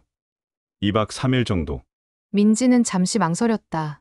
하룻밤도 아니고 2박 3일이라니. 하지만 준호와 함께라면 어디든 좋았다. 좋아요. 근데 핑계를 뭐라고 대지. 고등학교 동창 모임이라고 하세요. 저는 회사 워크숍이라고 할게요. 2달 후, 그들은 제주도로 여행을 떠났다. 비행기 안에서 민지는 설렜다. 남편과는 신혼여행 이후로 여행을 가본 적이 없었다. 제주공항에 도착한 그들은 렌터카를 빌려 바닷가 펜션으로 향했다. 여기 정말 예쁘다. 민지가 감탄했다. 펜션은 바다가 한눈에 보이는 언덕 위에 있었다. 석양이 지고 어둠이 내리자 두 사람은 테라스에서 와인을 마셨다. 파도 소리가 리듬을 만들고 바람이 커튼을 흔들었다. 준호가 민지의 어깨를 감싸자 그녀는 그의 품에 안겼다. 이런 기분 오랜만이에요. 민지가 속삭였다. 저도요. 당신과 함께라서 더 좋아요. 실내로 들어간 두 사람. 침대 옆 스탠드 불빛만이 켜져 있었고 창문 너머로는 달빛이 바다를 비추고 있었다. 민지는 이 순간이 영원했으면 좋겠다고 생각했다. 준호의 손이 그녀의 머리카락을 쓰다듬었고 그녀는 눈을 감았다. 파도 소리가 그들만의 음악이 되었다. 그들은 밤새 속삭였고 새벽녘 파도 소리에 잠들었다. 아침 햇살이 커튼 사이로 비집고 들어왔을 때 민지는 준호의 팔에 안긴 채 잠들어 있었다. 다음 날 아침 민지의 휴대폰에 남편의 부재중 전화 15통이 찍혀 있었다. 그녀는 불안한 마음에 전화를 걸었고 남편은 어제 왜 전화 안 받았어? 라며 의심 가득한 목소리로 물었다.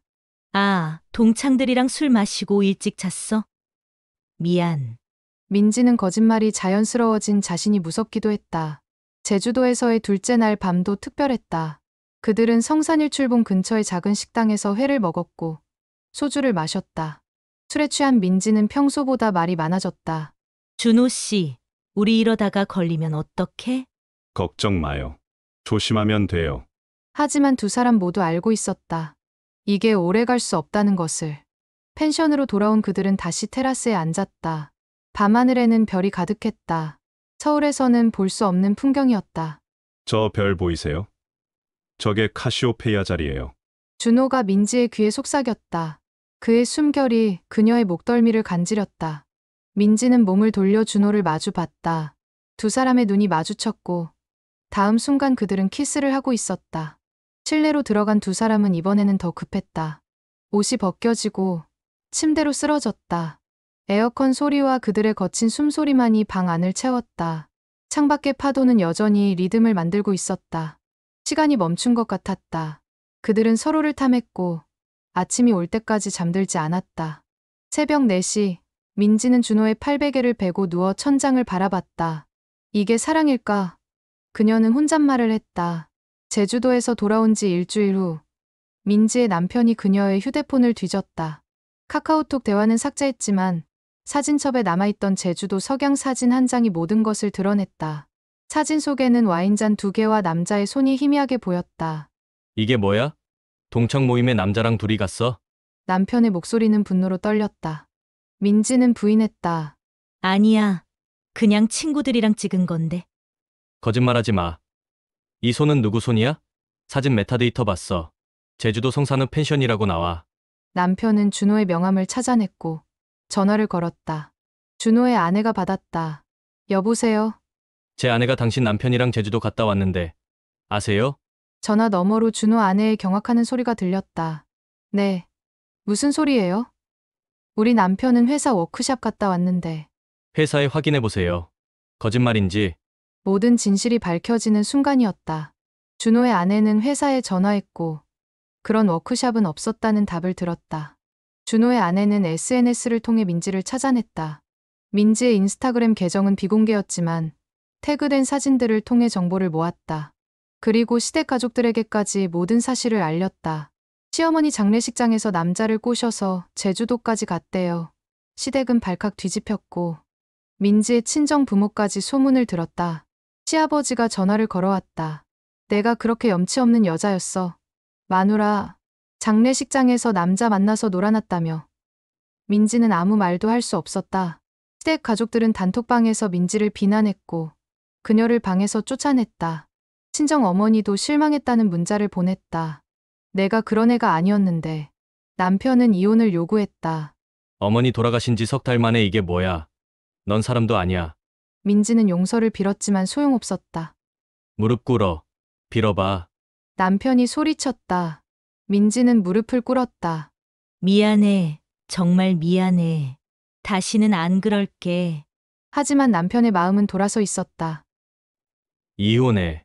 위자료는 한 푼도 안 줄 거야. 준호 역시 아내에게 이혼 통보를 받았다. 그의 아내는 더 냉정했다. 당신 회사에도 알릴 거야.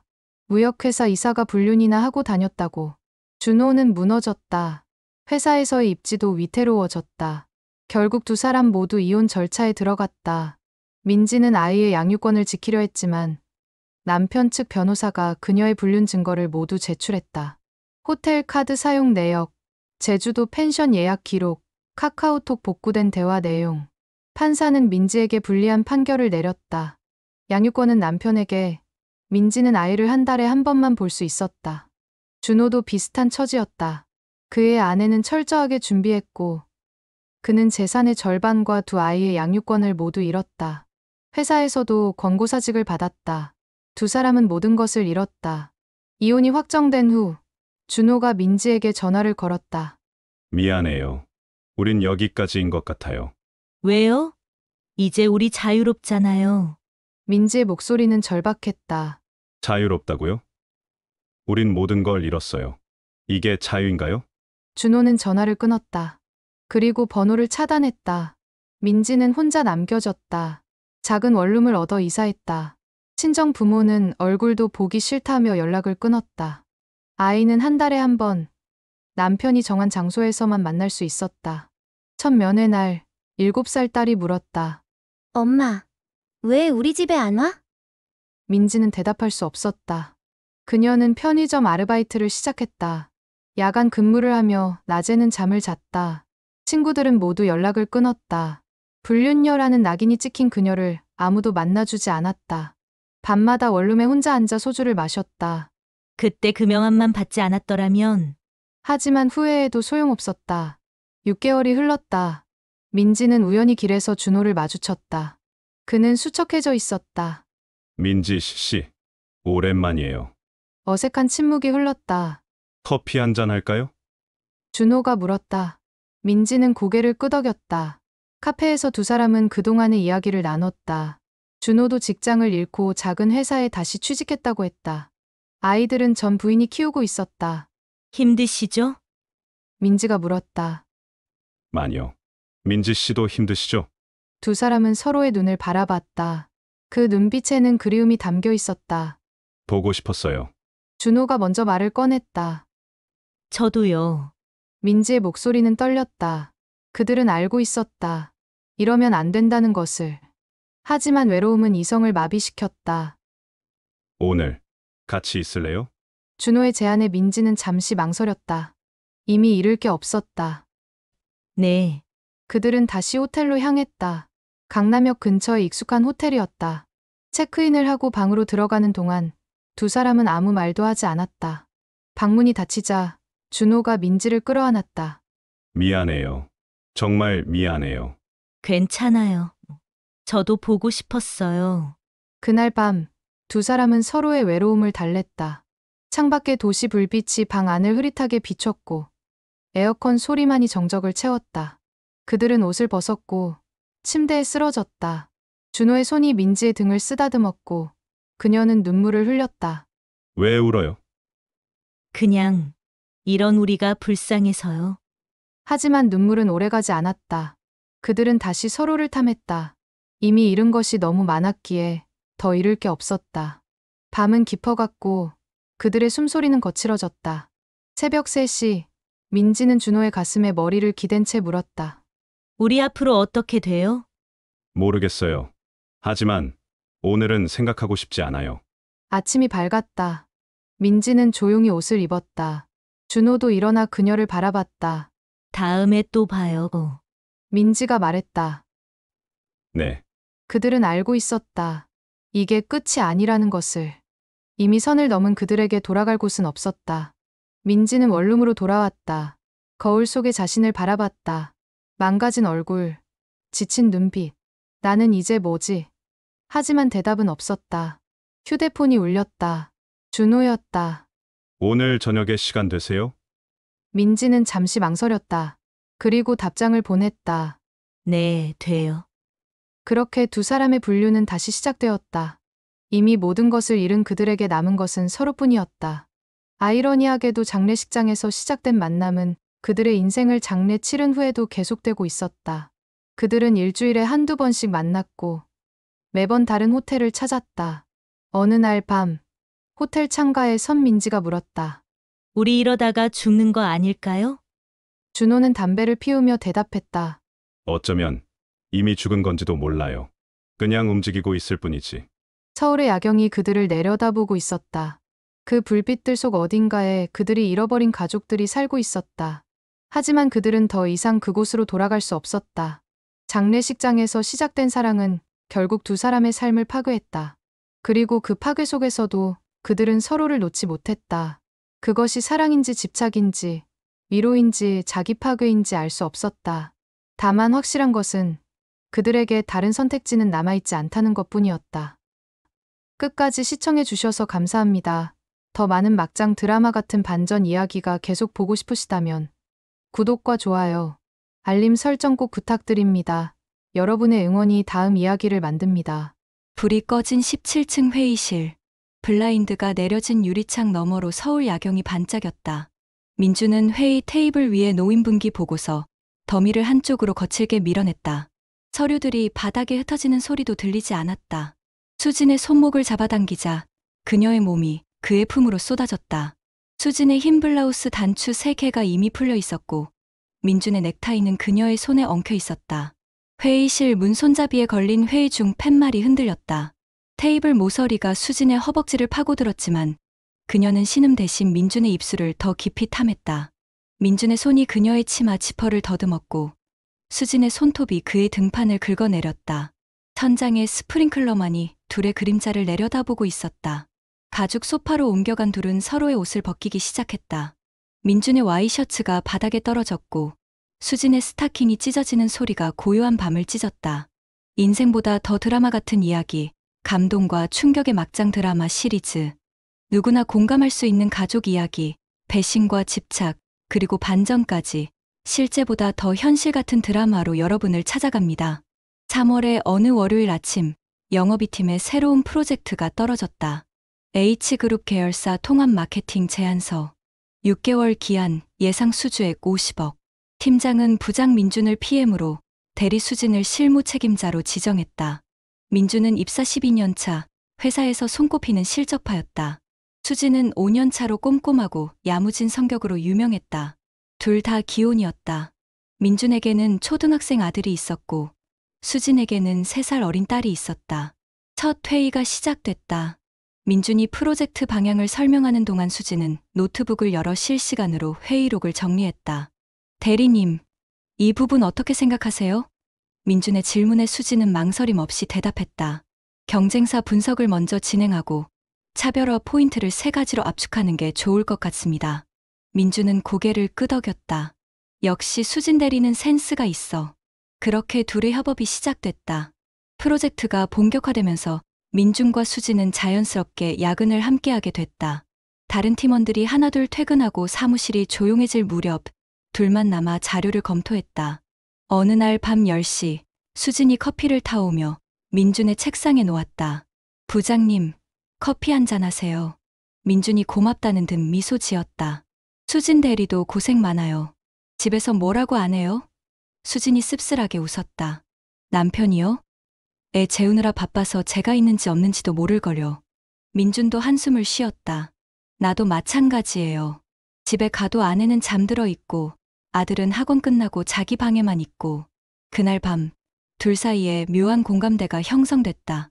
일에 지친 중년 남녀, 가정에서는 소외감을 느끼는 외로운 영혼들. 프로젝트라는 명분 아래 둘은 점점 더 가까워졌다. 한 달이 지났다. 제안서 초안이 나왔고 H그룹 실무진과의 미팅이 잡혔다. 민준과 수진은 발표 리허설을 하며 밤을 새웠다. 새벽 2시 17층 회의실. 민준이 프레젠테이션을 진행하고 수진이 피드백을 줬다. 부장님, 이 슬라이드는 차트를 더 크게 하는 게 좋겠어요. 여기는 폰트 색상을 바꿔보죠. 둘은 나란히 앉아 노트북 화면을 들여다봤다. 어깨가 스쳤다. 수진의 머리카락에서 샴푸 향기가 났다. 민준이 무심코 수진을 돌아봤고 수진도 그와 눈이 마주쳤다. 1초, 2초. 둘 다 황급히 시선을 돌렸다. 그날 이후로 사무실에서 둘의 눈빛이 달라지기 시작했다. 평범한 목요일 오전, 팀 회의 중이었다. 민준이 앞에서 발표하는 동안 수진은 뒷자리에 앉아 있었다. 민준의 시선이 슬쩍 수진에게 향했고 수진은 볼펜을 입술에 갖다 대며 미소를 지었다. 아무도 눈치채지 못할 찰나의 교감. 회의가 끝나고 사람들이 우르르 나갈 때 민준이 수진의 책상을 지나가며 속삭였다. 점심 먹고 자료실에서 봐요. 수진이 작게 고개를 끄덕였다. 점심시간 후 7층 자료실. 오래된 문서들이 쌓여있는 좁은 공간. 민준이 먼저 들어가 있었고 수진이 문을 열고 들어왔다. 문이 닫히자마자 민준이 수진의 손목을 잡았다. 부장님. 수진의 목소리가 떨렸다. 민준은 대답 대신 그녀를 서가 쪽으로 밀어붙였다. 먼지 냄새가 나는 낡은 파일 박스들 사이에서 둘의 입술이 맞닿았다. 수진의 손이 민준의 넥타이를 움켜쥐었고 민준의 손은 그녀의 허리를 파고들었다. 복도에서 누군가의 웃음소리가 들렸지만 둘은 멈추지 않았다. 그날 이후 둘의 관계는 선을 넘었다. 오후 3시 복사기 앞. 수진이 서류를 복사하고 있었다. 민준이 지나가다 멈춰 섰다. 수진 대리, 이거 좀 도와줄래요? 민준이 파일을 건네며 손가락이 수진의 손등을 스쳤다. 수진이 화들짝 놀라는 척하며 그를 쳐다봤다. 민준이 씩 웃었다. 주변에는 동료들이 있었지만 아무도 눈치채지 못했다. 화요일 아침 엘리베이터 안. 출근하는 직원들로 꽉 찬 좁은 공간. 민준과 수진은 우연을 가장해 같은 엘리베이터에 탔다. 사람들 사이에 끼어 있는 수진의 뒤에 민준이 섰다. 엘리베이터가 올라가는 동안 민준의 손가락이 수진의 손등을 살짝 스쳤다. 수진의 어깨가 미세하게 떨렸다. 12층, 15층, 17층. 문이 열리고 사람들이 내렸다. 둘만 남았을 때 민준이 수진의 귓가에 속삭였다. 오늘 밤 회의실. 수진이 고개를 끄덕였고 다음 층에서 먼저 내렸다. 그날 밤 9시 불이 꺼진 17층 회의실. 블라인드가 내려진 유리창 너머로 서울 야경이 반짝였다. 민준은 회의 테이블 위에 놓인 분기 보고서 더미를 한쪽으로 거칠게 밀어냈다. 서류들이 바닥에 흩어지는 소리도 들리지 않았다. 수진의 손목을 잡아당기자 그녀의 몸이 그의 품으로 쏟아졌다. 수진의 흰 블라우스 단추 3개가 이미 풀려 있었고 민준의 넥타이는 그녀의 손에 엉켜 있었다. 회의실 문 손잡이에 걸린 회의 중 팻말이 흔들렸다. 테이블 모서리가 수진의 허벅지를 파고들었지만 그녀는 신음 대신 민준의 입술을 더 깊이 탐했다. 민준의 손이 그녀의 치마 지퍼를 더듬었고 수진의 손톱이 그의 등판을 긁어내렸다. 천장에 스프링클러만이 둘의 그림자를 내려다보고 있었다. 가죽 소파로 옮겨간 둘은 서로의 옷을 벗기기 시작했다. 민준의 와이셔츠가 바닥에 떨어졌고 수진의 스타킹이 찢어지는 소리가 고요한 밤을 찢었다. 다음 날 아침 사무실은 평온했다. 민준은 자기 자리에서 이메일을 확인했고 수진은 전화 통화를 하고 있었다. 아무 일도 없었던 것처럼. 하지만 10시 회의 때 민준이 수진 옆을 지나가며 어깨를 톡 쳤다. 어제 수고했어요. 수진이 빙그레 웃었다. 부장님도요. 그 한마디에 담긴 의미를 아는 건 둘뿐이었다. 사흘 후, 이른 아침 7시 30분. 아직 출근하지 않은 사무실 복도 끝 탕비실. 수진이 먼저 들어가 커피를 내리는 척했고 민준이 뒤따라 들어왔다. 문을 잠그는 소리와 함께 민준은 수진을 냉장고 쪽으로 밀어붙였다. 냉장고 문이 열리며 차가운 냉기가 쏟아졌지만 둘의 체온은 오히려 뜨거워졌다. 수진의 등이 시원한 냉장고 문에 닿았고 그녀는 작게 비명을 삼켰다. 민준의 손이 냉장고 선반을 붙잡고 수진의 목덜미에 입술을 묻었다. 우유팩이 쓰러지고 샐러드 용기가 바닥으로 떨어졌다. 커피포트에서는 여전히 김이 모락모락 피어올랐고 복도에서 엘리베이터 도착 벨이 울렸다. 수진이 민준의 가슴을 밀어냈지만 그의 허벅지는 그녀의 다리 사이를 파고들었다. 탕비실 형광등 불빛 아래 둘의 그림자가 하나로 겹쳐졌다. 민준의 손이 수진의 블라우스 속으로 파고들었고 수진은 소리를 참느라 민준의 어깨를 깨물었다. 금요일 오후 팀 회식. 고깃집에서 소주잔이 돌았다. 민준과 수진은 자연스럽게 떨어져 앉았다. 의심을 피하기 위해서였다. 하지만 민준이 수진에게 고기를 구워주며 건넸을 때 젓가락이 스치는 순간 둘의 눈빛이 마주쳤다. 김 과장이 농담을 던졌다. 부장님이 수진 대리 많이 챙기시네? 사람들이 웃었다. 민준이 태연하게 받아쳤다. 프로젝트 고생한 거 치하하는 거지. 다들 고생 많았어요. 위기는 넘어갔다. 하지만 수진의 가슴은 두근거렸다. 그로부터 2주 후 목요일 밤 11시. 야근을 마친 민준과 수진은 엘리베이터 대신 비상계단을 선택했다. 12층과 13층 사이 어두컴컴한 계단참. 녹색 비상구 표지판만이 희미한 빛을 발하고 있었다. 민준이 수진을 차가운 콘크리트 벽에 밀어붙였다. 수진의 검은 스타킹이 거친 벽에 스치며 찢어지는 소리가 났다. 민준의 숨소리가 그녀의 귀를 적셨고 수진의 손은 난간을 움켜쥐었다. 하이힐이 계단 모서리에 걸려 덜그럭 소리를 냈다. 14층에서 누군가 문을 여는 소리가 들렸고 수진은 재빨리 민준의 입을 손으로 막았다. 발소리가 멀어질 때까지 둘은 숨을 죽이고 서로를 끌어안았다. 비상계단 특유의 페인트 냄새와 수진의 향수, 민준의 땀 냄새가 뒤섞였다. 민준의 손이 수진의 블라우스 속으로 파고들었고 그녀의 신음이 비상계단을 타고 메아리쳤다. 차가운 계단 난간에 수진의 엉덩이가 걸쳤고 민준은 그녀의 다리를 들어 올렸다. 계단이 삐걱거렸다. 월요일 아침 조회 시간. 전 직원이 모인 대회의실. 민준이 지난주 실적을 발표했고 수진은 맨 뒷줄에 앉아 있었다. 민준의 발표가 끝나고 박수가 터졌다. 수진도 박수를 쳤다. 민준이 자리로 돌아오며 수진 옆을 지나갔다. 그 짧은 순간 민준의 손가락이 수진의 의자 등받이를 스쳤다. 아무도 보지 못했다. 점심시간, 구내식당. 민준은 남자 선배들과 밥을 먹고 수진은 여자 동료들과 다른 테이블에 앉았다. 하지만 민준이 물을 뜨러가는 길에 수진의 테이블 옆을 지나갔다. 수진이 냅킨으로 입을 닦는 순간 민준이 그녀의 어깨를 스쳐 지나갔다. 찰나의 접촉. 수진의 동료가 물었다. 수진아, 얼굴 왜 빨개? 수진이 손으로 볼을 만졌다. 에어컨 바람 때문에 그런가 봐. 한 달 뒤, 부산 출장. H그룹 본사 프레젠테이션. 민준과 수진, 그리고 팀원 2명이 함께 내려갔다. 발표는 성공적이었다. 저녁에 회식을 하고 호텔로 돌아왔다. 팀원들은 피곤하다며 일찍 방으로 들어갔다. 해운대 인근 특급 호텔 23층. 민준과 수진은 2304호와 2308호 같은 층 다른 방을 잡았다.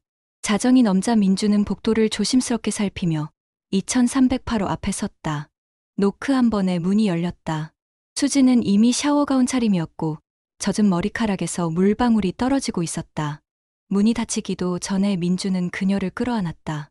객실 카드키가 카펫 위로 떨어지며 툭 소리를 냈다. 둘은 복도 불빛이 새어들어오는 현관에서부터 엉켜 넘어졌다. 민준의 셔츠 단추가 튕겨나갔고 수진의 가운끈이 풀렸다. 침대에 닿기도 전에 둘은 바닥 위에서 서로를 탐했다. 창밖으로 보이는 부산 밤바다의 불빛들이 반짝였지만 둘의 눈에는 아무것도 들어오지 않았다. 에어컨 바람이 차가웠지만 둘의 열기는 식을 줄 몰랐다. 민준이 수진을 안아 침대로 옮겼다. 흰 시트 위에 수진의 머리카락이 흩어졌다. 민준의 몸이 그녀 위를 덮었다. 창문에 빗방울이 떨어지기 시작했다. 부산에 밤비가 내렸다. 다음 날 아침, 조식 뷔페. 4명이 한 테이블에 앉았다. 민준과 수진은 아무렇지 않게 대화를 나눴다. 어제 발표 정말 완벽했어요, 부장님. 수진 대리가 자료 잘 준비해준 덕분이죠. 팀원들은 흐뭇하게 웃었다. 하지만 테이블 아래에서는 민준의 구두가 수진의 하이힐을 살짝 건드렸다. 서울로 돌아온 뒤에도 둘의 관계는 계속됐다. 수요일 오후 4시, 복도에서 우연히 마주쳤다. 민준이 서류 가방을 들고 걷고 있었고 수진이 반대편에서 왔다. 스쳐 지나가는 순간 민준이 작은 목소리로 속삭였다. 오늘 7시 17층 회의실. 수진이 눈을 깜빡이는 것으로 대답했다. 그날 저녁 7시 회의실에서 둘은 다시 만났다. 이번엔 시간이 넉넉했다.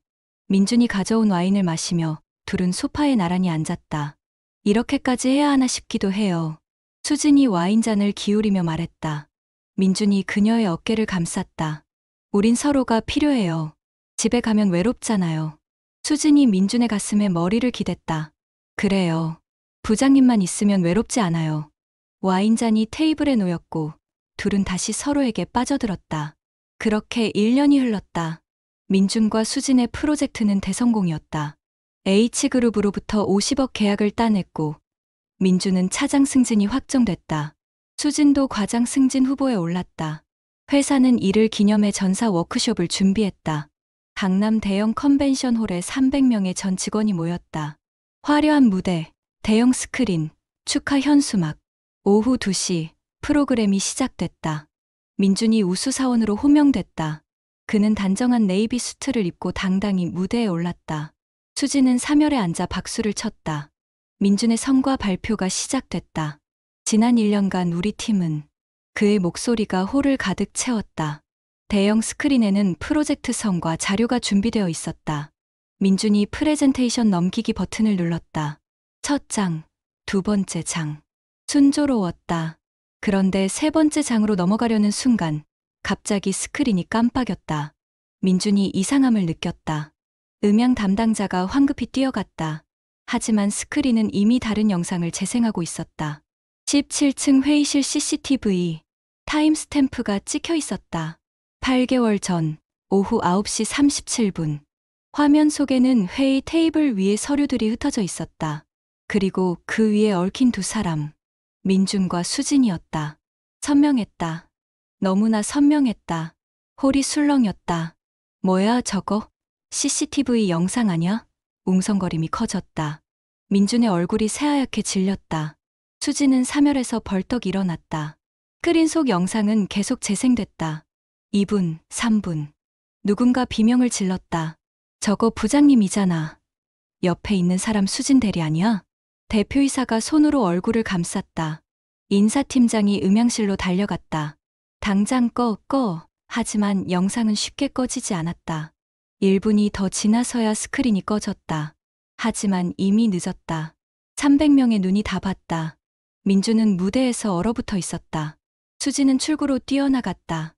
홀은 완전히 혼란에 빠졌다. 도대체 어떻게 된 거야? 누가 틀은 거야? 둘 다 기혼자잖아. 대표이사가 마이크를 잡았다. 진심으로 죄송합니다. 기술적 오류로 보입니다. 워크숍은 여기서 중단하겠습니다. 하지만 사람들은 자리를 뜨지 않았다. 모두가 충격에 빠져 있었다. 그날 저녁 IT팀이 긴급 소집됐다. 조사가 시작됐다. 누가, 왜, 어떻게 그 영상을 틀었는가. 이틀 뒤 더 큰 폭탄이 터졌다. IT팀이 수진의 회사 메신저 기록을 복구했다. 그리고 거기서 발견된 것은 민준과의 대화만이 아니었다. 같은 부서 김 과장과의 대화. 오늘 밤 7층 자료실에서 봐요. 조심해서 들어오세요. 심지어 인턴 우진과의 대화도 있었다. 주말에 모텔 예약했어요. 남편 출장 간다고 했어요. 날짜를 보니 민준과의 관계가 시작된 이후에도 계속됐다. 인사팀이 김 과장과 우진을 불렀다. 둘 다 부인했지만 메신저 기록은 명확했다. 호텔 예약 내역, 카드 사용 내역까지 모두 나왔다. 회사는 즉각 조치에 들어갔다. 민준, 수진, 김 과장 모두 징계위원회에 회부됐다. 인턴 우진은 계약 해지. 하지만 진짜 지옥은 그 밖에 있었다. 민준의 아내는 그날 밤 워크숍에 참석한 다른 부서 과장의 아내에게서 전화를 받았다. 모든 걸 알게 됐다. 집에 돌아온 민준을 맞이한 건 캐리어 2개였다. 짐 싸서 나가. 아내의 차가운 목소리. 변명의 여지는 없었다. 민준은 그날 밤 고시원으로 향했다. 수진의 남편도 회사 인트라넷에 떠도는 소문을 듣고 알게 됐다. 그는 즉시 이혼 소송을 준비했다. 위자료 청구액 3억. 양육권도 포기하라는 조건이었다. 수지는 무너졌다. 김 과장은 아내에게 사실을 고백했다. 아내는 아이 둘을 데리고 친정으로 갔다. 이혼 서류가 날아왔다. 인턴 우진은 여자친구와 파혼했다. 업계에 소문이 퍼져 재취업도 어려워졌다. 2주 뒤 인사 발령이 났다. 민준 해고, 수진 해고, 김 과장 해고. 회사는 대외적으로도 큰 타격을 입었다. 뉴스에까지 보도됐다. 대기업 사내 불륜 스캔들, 워크숍 대형 스크린의 CCTV 영상 노출, H그룹은 계약 재검토에 들어갔다. 50억 프로젝트가 위기에 처했다. 그로부터 3개월 후, 민주는 원룸에서 혼자 라면을 끓이고 있었다. 아들과는 한 달에 한 번 만날 수 있었지만 아이는 아빠를 쳐다보지도 않았다. 학교에서 애들이 다 알아요. 아빠 때문에 저 놀림받아요. 12살 아이의 차가운 말이 민준의 가슴을 찔렀다. 위자료 2억을 갚기 위해 민준은 중소기업에 재취업했지만 연봉은 이전의 절반도 안 됐다. 수지는 더 비참했다. 딸의 양육권을 빼앗긴 채 원룸에서 편의점 야간 알바를 하고 있었다. 그녀의 전화기에는 차단한 번호가 200개가 넘었다. 친구들, 친척들 모두가 등을 돌렸다. 17층 회의실 CCTV에 찍힌 단 3분의 영상. 대형 스크린에 비친 그 장면이 5명의 인생을, 5가족의 삶을 완전히 무너뜨렸다. 민주는 가끔 생각했다. 만약 그날 수진의 손목을 잡지 않았더라면, 만약 회의실이 아니라 퇴근 후 집으로 향했더라면, 만약 프로젝트가 끝나고 그냥 동료로 남았더라면. 하지만 모든 만약은 이미 늦었다. 300명이 목격한 그 순간은 영원히 지워지지 않았다. 어느 겨울밤, 민주는 원룸 창문 밖을 내다봤다. 눈이 내리고 있었다. 예전 같으면 아내와 아들과 함께 눈사람을 만들었을 시간. 이제 그는 혼자였다. 휴대폰에는 채용 탈락 문자만 쌓여갔다. 지원자의 역량은 우수하나 이번에는 인연이 닿지 않았습니다. 정중한 거절의 말 뒤에는 인사 담당자의 검색 기록이 있을 것이다. 민준 불륜 스캔들. 수진도 비슷한 밤을 보내고 있었다. 딸의 사진을 보며 눈물을 흘렸다. 전 남편은 딸에게 엄마 사진을 모두 치우게 했다. 내 엄마는 나쁜 사람이야. 3살 아이가 그 말을 이해할 리 없었지만 아이는 점점 엄마를 잊어갈 것이다. 회사도 후폭풍을 겪었다. H그룹은 결국 계약을 파기했다. 50억 프로젝트는 날아갔고 영업이팀은 해체됐다. 대표이사는 주주총회에서 질타를 받았다. 회사 윤리관리가 이게 뭡니까? 주가도 떨어졌다. 그 사건 이후 회사는 CCTV 관리를 대폭 강화했다. 모든 회의실에 경고 문구가 붙었다. 이 공간은 CCTV로 녹화됩니다. 야근 문화도 바뀌었다. 오후 8시 이후에는 2명 이상이 함께 있어야 했다. 비상계단 출입도 제한됐다. 하지만 그 모든 조치가 이미 무너진 5명의 인생을 되돌릴 수는 없었다. 1년 뒤, 민주는 지하철에서 우연히 수진을 봤다. 그녀는 창백했고 살도 많이 빠져 있었다. 눈이 마주쳤다. 둘 다 황급히 고개를 돌렸다. 서로에게 할 말이 없었다. 지하철이 역에 도착하자 수진이 먼저 내렸다. 민주는 그녀의 뒷모습을 바라봤다. 예전에 당당하던 모습은 온데간데 없었다. 그날 밤, 민주는 원룸에 앉아 소주를 마셨다. TV에서는 어느 회사의 성공 스토리가 나오고 있었다. 젊은 직원들이 활기차게 일하는 모습. 민주는 쓴웃음을 지었다. 1년 전의 자신도 저랬다. 승승장구하는 부장, 차장 승진을 앞둔 엘리트 직장인. 모두가 부러워하는 삶. 하지만 단 한 번의 선택이, 1년간의 은밀한 만남이, 3분의 영상이 모든 것을 앗아갔다. 스크린에 비친 진실. 그것은 단순히 불륜의 증거가 아니었다. 그것은 거짓으로 쌓아올린 삶의 붕괴였고, 가족에 대한 배신의 대가였고, 회사에 대한 신뢰의 파괴였다. 민주는 소주잔을 비우며 생각했다. 만약 시간을 되돌릴 수 있다면 그날 회의실에 들어가지 않을 것이다. 수진의 손목을 잡지 않을 것이다. 프로젝트만 열심히 하고 집에 돌아가 아내와 아들을 안을 것이다. 하지만 시간은 되돌아가지 않는다. 대형 스크린에 비친 그 3분은 영원히 지워지지 않는다. 300명의 눈에 새겨진 그 장면은 영원히 사라지지 않는다. 그리고 그것이 바로 한순간의 욕망이 불러온 대가였다. 밤은 깊어갔다. 민준의 원룸 창문 밖으로 도시의 불빛들이 반짝였다. 저 불빛 아래 어딘가에서 수진도, 김 과장도, 우진도 각자의 고통 속에서 밤을 보내고 있을 것이다. 스크린에 비친 진실은 5명의 인생을 송두리째 무너뜨렸다. 그리고 그 잔해 속에서 그들은 각자 자신의 선택을 후회하며 살아가고 있었다. 끝까지 시청해 주셔서 감사합니다.